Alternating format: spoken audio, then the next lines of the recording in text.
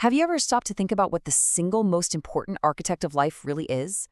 It's not DNA, it's not protein, nope. It's something way, way simpler. Something so common we just take it for granted.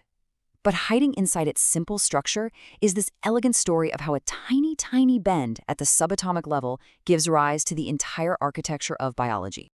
So, what is this invisible force? You guessed it, it's water. Every single feature of a cell, I mean, how it gets energy, how it builds stuff, even the membrane that holds it all together, is a direct result of water's physical and chemical properties. It really is the ultimate biological driver.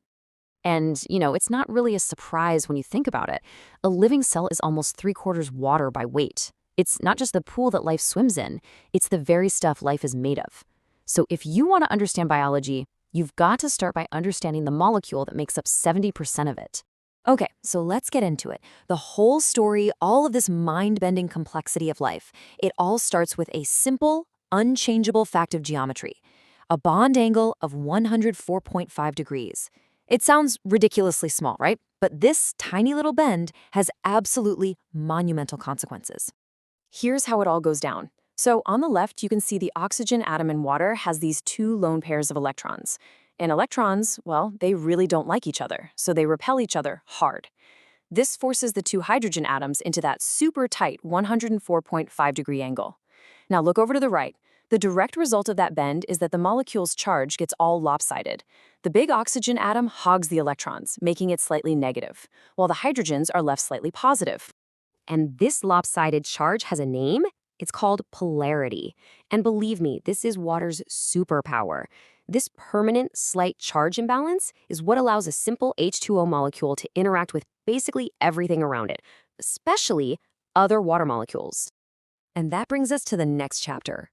See, because water molecules are polar, they're not loners. They're constantly connecting with each other, forming this huge, dynamic, and seriously powerful network. It's like they have a very busy social life. Let's see how that network actually gets built. So this right here is the famous hydrogen bond. The slightly positive hydrogen of one water molecule gets attracted to the slightly negative oxygen of its neighbor. Simple as that. Each molecule can team up with up to 4 others, and these bonds are at their absolute strongest when the 3 atoms line up in a perfect 180-degree line. This creates a constantly shifting but totally connected web of molecules. Which, well, it brings up a really good question. We all know ice floats, right? But wait a minute. If cooling things down is supposed to make them denser, and these hydrogen bonds are pulling water molecules together, why would solid water be less dense than liquid water? It feels like it should be the other way around.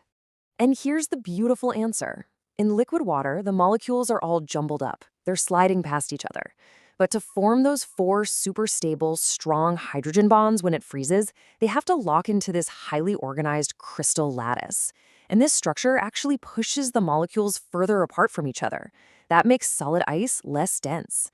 It's this incredible little quirk of physics that allows life to survive under the ice in frozen lakes. Okay, so we've seen how water talks to itself, but its polarity also dictates how it interacts with pretty much everything else. And this is where it really earns its title as the universal solvent. A huge reason for this is something called its dielectric constant, which is just off the charts high. The easiest way to think about this is that water is really good at getting in the way. It swarms around charged particles, like the sodium and chloride and table salt, and forms this solvation shield. This shield physically weakens the magnetic pole holding the salt together, making it way, way easier to just pull it apart. Let's just walk through this process. So we start with a nice, organized salt crystal. Then, the water molecules rush in, and they start surrounding and pulling the positive and negative ions apart. And finally, those ions are just scattered randomly throughout the water. The system has gone from a state of low entropy, very ordered, to high entropy, which is very disordered. And in the world of thermodynamics, nature absolutely loves going in that direction. But this leads to the most mind-blowing consequence of them all. What happens when you introduce something that water can't dissolve? Something that doesn't have a charge? This is where water stops being a solvent and starts being a sculptor, creating life's architecture all on its own. So let's take a nonpolar gas like oxygen. It doesn't have charges, so it just messes up water's precious hydrogen bond network, and water hates that. To deal with this intruder, water is forced to build a super-ordered, rigid little cage of molecules all around it. This actually decreases the overall randomness, or entropy, which is a big no-no thermodynamically. So to solve this problem, life came up with a clever workaround: carrier proteins, like hemoglobin, that can shuttle these gases around without upsetting the water. So this basically lets us sort molecules into 3 different buckets based on their relationship with water. You've got your hydrophilic, or water-loving molecules. They're polar, they dissolve super easily. Then you've got your hydrophobic, or water-fearing molecules. They're nonpolar and they do not mix. And then there are the amphipathic molecules, which are kind of two-faced. One part loves water and the other part fears it. And this right here is the big aha moment. When you see oil clump together in water, it's not because the oil molecules are attracted to each other. That's an illusion. The truth is, the water molecules are actively pushing them together. Why? To minimize the disruption to their hydrogen bond network. It's an act of exclusion, not attraction. Water's just trying to keep its house tidy. And here is the absolutely incredible result. When you put those two-faced amphipathic molecules in water, this hydrophobic effect forces them to spontaneously assemble themselves. It's automatic. Their water-fearing tails all hide together on the inside, while their water-loving heads face the outside. And just like that, they form micelles, liposomes, and even the bilayer sheet, which is the fundamental structure of every single cell membrane on Earth.